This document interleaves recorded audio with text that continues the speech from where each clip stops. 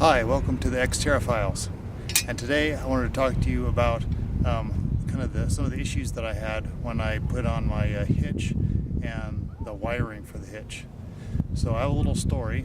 So when I bought this Xterra about a year ago, it did come with the hitch, but it was extremely rusty and they took it off. And so I told them I wanted it, but I didn't have it on at the time.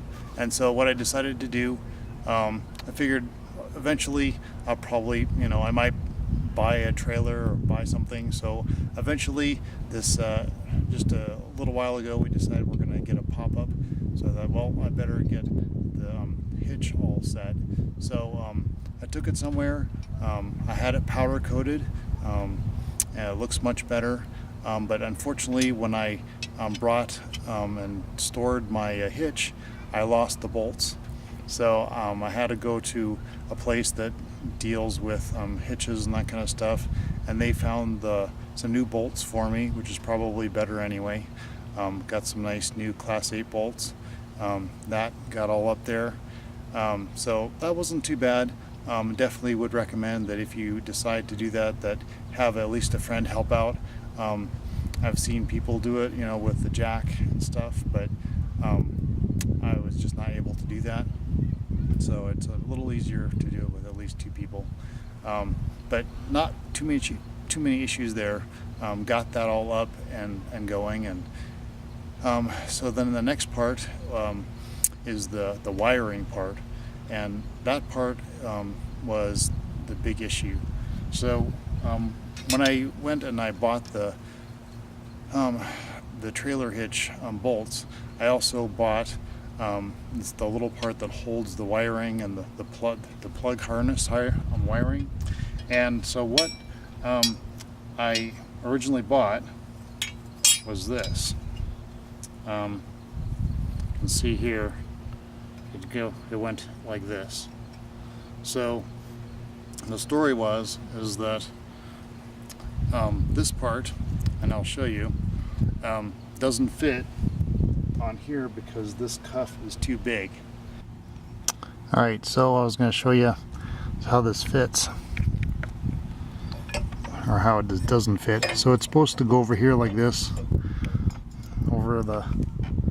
and this cuff is too big. You can see the little square holes, and you can see the cuff is behind it, so that won't work.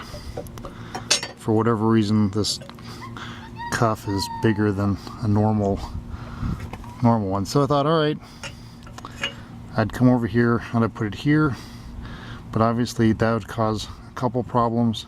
One is it kind of swung out back and forth, and it's only one bolt. Two, it's also kind of in a bad spot. Obviously you can't plug the plug in here with the hitch and the pin and everything in here, so that won't work either. So I'll give you a close-up.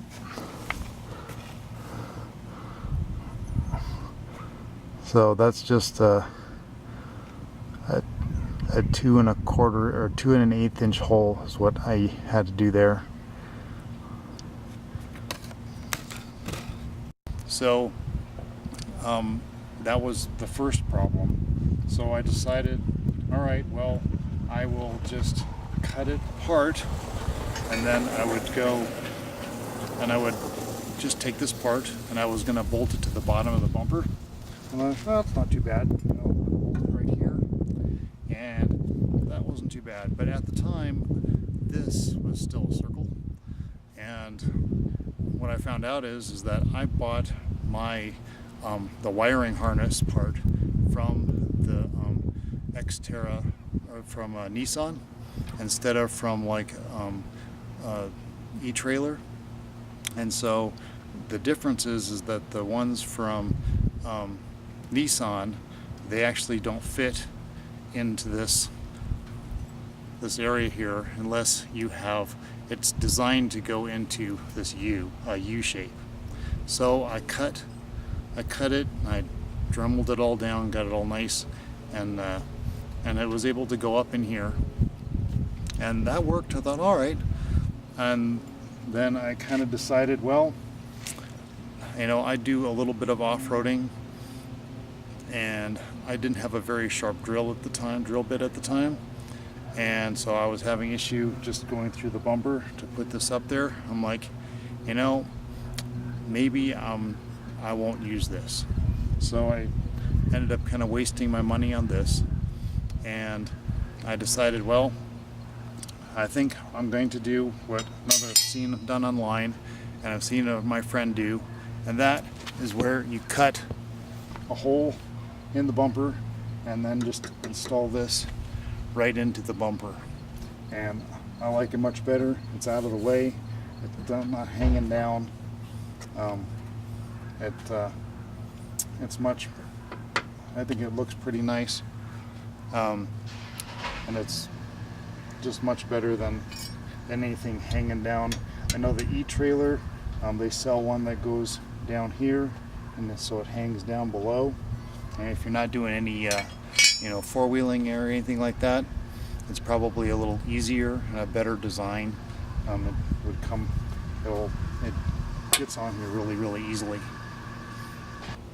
So the issue that I had was when I decided to put the wiring behind here.